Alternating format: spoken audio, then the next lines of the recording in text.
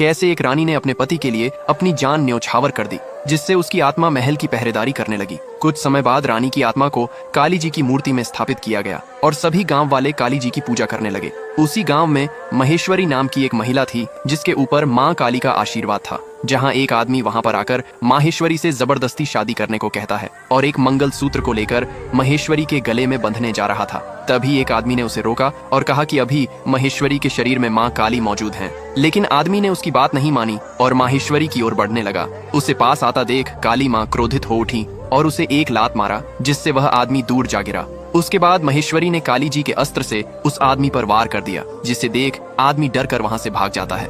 तभी वहां विजय नाम का एक लड़का आता है, जिसने उन्हें मना कर शांत किया। विजय भी उस गांव में महेश्वरी से शादी करने के लिए आया था, ताकि वह महेश्वरी से उसकी जायदाद को हड़प सके। कैसे इस आदमी ने प्रॉपर्टी के लालच में आकर एक महिला से शादी कर ली, जिसकी एक बेटी भी थी, और धोखे से उसने कोर्ट मैरिज के पेपर की जगह उसकी प्रॉपर्टी के कागज पर हस्ताक्षर करवा लिए थे। शादी की रात जब महिला अपने पति के आने का इंतजार कर रही थी कि तभी गांव का एक आदमी वहां पर आता है, जो उस महिला से प्रेम करता था, न कि उसकी प्रॉपर्टी से। तब आदमी ने उसे सब कुछ बताया कि कैसे तुम्हारे पति ने मेरे साथ मिलकर एक सौदा किया था कि वह तुम्हारी प्रॉपर्टी लेगा और बदले में तुम्हें मुझे सौंप देगा। महिला को उसकी बात पर विश्वास नहीं होता और वह अपनी बेटी को लेकर वहां से भाग गई। आदमी ने उसे हर जगह ढूंढा, लेकिन वह नहीं मिली, क्योंकि महिला अपनी बेटी को लेकर अपने पुरानी हवेली में छिपी हुई थी। अगले दिन जब आदमी अपने कुछ लोगों के साथ उस महिला के घर गया तो वह वहां पर नहीं थी। उसे भी यकीन हो गया कि उसने जिस आदमी के साथ सौदा पक्का किया था, शायद वह उन्हें अपने साथ ले गया हो। इसलिए आदमी ने अपने साथियों से कहकर उस हवेली को हमेशा के लिए बंद कर दिया और जाते जाते उन्होंने उस महिला की झोपड़ी में आग भी लगा दी, जिसे छोटी बच्ची महल की खिड़की से देख रही थी। जब उसने यह बात अपनी माँ से बताई तो उन्होंने कहा कि उन्हें इस पाप का दंड काली माँ उन्हें जरूर देंगी।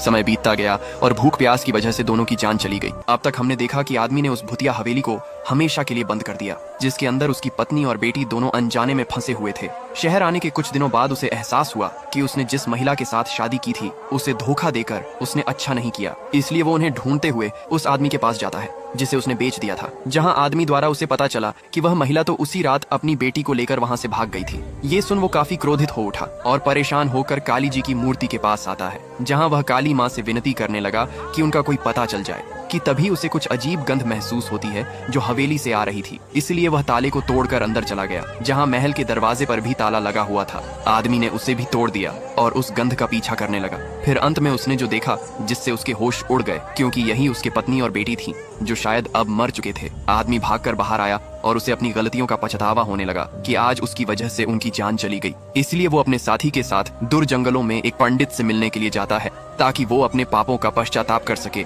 जहां उसके एक पेड़ पर हाथ रखते ही पूरा पेड़ जलने लगा, जिससे पंडित जी को उसके आने का आभास हो गया। अब क्या करेंगे पंडित जी? जब आदमी पंडित जी से मिलने उनके पास गया तो पंडित जी को उसकी आंखों में प्रेत बांधा नजर आती है। तब उन्होंने कहा कि मैं देख रहा हूँ कि कैसे तुमने अपने फायदे के लिए एक काली माँ की भक्त और उसकी मासूम बेटी की बलि चढ़ा दी, इसलिए उस महल की रक्षा कर रही सभी आत्माएं तुम्हें मारना चाहती हैं। तब आदमी ने पंडित जी से उन आत्माओं को शांत करने का उपाय पूछा, तो उन्होंने बताया कि तुम्हें उस महल के चारों कोनों की मिट्टी मुझे लाकर देनी होगी, तभी मैं तुम्हें उनसे बचा सकता हूँ। इसके बाद दोनों वहाँ से निकल गए। कुछ दूर जाने पर आदमी के दोस्त ने कहा, मैं उस हवेली जाकर वहाँ से मिट्टी ला रहा हूँ, बाकी का सामान तुम इकट्ठा करो। जिसके बाद आदमी का दोस्त हवेली पहुंचा और वहां के गेट को खोलकर एक एक करके चारों कोनों की मिट्टी को लेकर अपनी गाड़ी की डिग्गी में रख लेता है। जब आदमी वापस आ रहा था कि तभी उसे महल का गेट खुला हुआ दिखाई दिया, इसलिए वह उसे बंद करने के लिए जाता है कि तभी किसी ने उसे अंदर की ओर धक्का दे दिया। अंदर जाने पर उसे खाने की खुशबू आने लगी, जहाँ उसने देखा कि वहाँ पर तो कई प्रकार के व्यंजन तैयार रखे हुए थे, जिन्हें देख आदमी के मुंह में पानी आने लगा। कि तभी उससे किचन से कुछ गिरने की आवाज आती है। जब वह किचन में गया तो वहाँ कोई नहीं था। जिसके बाद जब आदमी ने फिर से उस डाइनिंग टेबल को देखा तो वहाँ पर सब कुछ सफाचट था। जब आदमी पीछे मुड़ा तो वह खुद को हॉस्पिटल में पाता है, जहाँ उसका दोस्त उससे मिलने आया। तब आदमी ने बताया कि पंडित जी सही कह रहे थे कि वहाँ पर कई आत्माएं हैं, जिन्होंने मुझे बहुत ही बुरी तरह से पिटा और उठाकर बाहर फेंक दिया। जब मेरी आंखें खुली तो वह सफेद साड़ी पहनकर मेरे सामने बड़े ही गुस्से में खड़ी थी। वह मुझ पर अटैक करती उससे पहले मैंने ही उसकी गर्दन पर काट लिया। कुछ देर बाद मुझे पता चला कि वह इधर की नर्स थी, जो अब गुस्से भरी नजरों से उसी की तरफ देख रही थी। उसके बाद दोनों उस भूतिया हवेली की मिट्टी को लेकर पंडित जी के पास गए, जहाँ पंडित जी ने 3 अभिमंत्रित पुतलों को लेकर उसे 3 थैलियों में मिट्टी के साथ डालकर बांध दिया और उसे देकर समझाते हैं कि एक थैली चर्च के फादर को दे देना और एक थैली दरगाह वाले बाबा को, और यह तीसरी थैली मैं लेकर आऊंगा। इसके बाद आदमी उन थैलियों को लेकर वहाँ से निकल गया, जहाँ उसने चर्च के फादर को एक थैली पकड़ा दी। उसके बाद वह दरगाह जाने लगा, जहाँ पर कई लोगों के अंदर बुरी आत्माएं थीं। उनमें से एक ने उस आदमी को मारने की कोशिश की, लेकिन थैली को सामने देखने के बाद वह पीछे की तरफ गिर गया। इसके बाद आदमी ने उस थैली को लेकर दरगाह वाले बाबा को दे दिया और उनसे खुद को बचाने की विनती की।